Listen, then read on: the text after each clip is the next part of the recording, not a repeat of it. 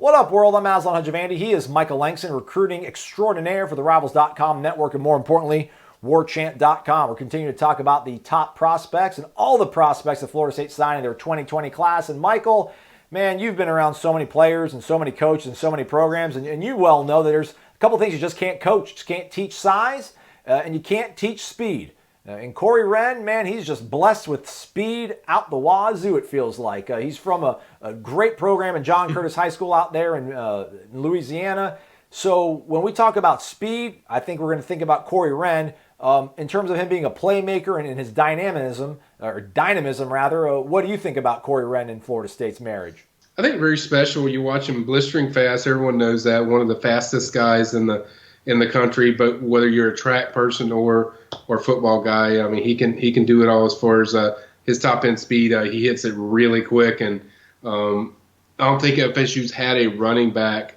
And that's where he's mainly going to play, a running back with this kind of speed, this kind of elite speed.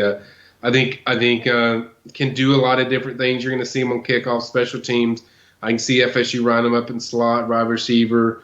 Obviously, there's going to be a lot of stuff with him in the running back position because that stretches the defense out, and that's the purpose of Wren in this offense and why he's going to be so explosive. But definitely one of the big time running backs that the FSU staff definitely wanted. To bring a game-changing talent as in Corey Wren, out of the state of Louisiana, a guy that's one of the fastest football players in the country, we think is really a home run hit for us at that position. Corey can do it all. One thing about these kids coming from an offense where he was running triple option, so he was running downhill at all times. He's not coming from a spread offense where they just put him out there, but we understand his skill set. When you have a kid, like I said, can run 10-3, 10-4, you know that just to get the ball in his hand, but he also has ability to be a really good receiver. The kick return game, he's going to help you in special teams. This kid plays fast, whether he's on the track or on the football field. A guy who can get the ball and score any snap. They're one of the fastest dudes in the country. They're one of the fastest guys, if not the fastest guy in the state of Louisiana.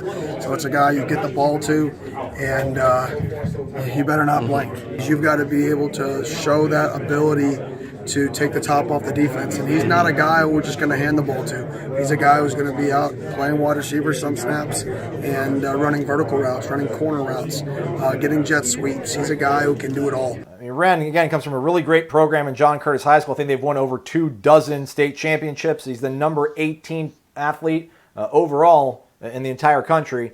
So Michael Langston, I mean, he's 5'10", 177. He's really fast. I mean, I don't know how many guys fit that mold, but is there a comparison that you can think about when you do think about Corey Wren?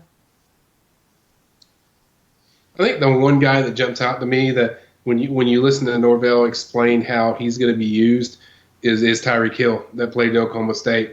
Now, obviously, shining with the Chiefs. Not saying he's Tyreek Hill, but I think he has comparisons to the things he can do. He's got very. I mean, that's one thing about Tyreek is he's elusive, but people don't talk about his elusiveness. They talk about his speed, and now, he doesn't have the sudden burst quite as the level of Tyreek. But he's a guy that I think they're going to use all over the field, running back, wide receiver. I think any way they can get him the ball, they're going to do it, and that's what they did at Oklahoma State with Hill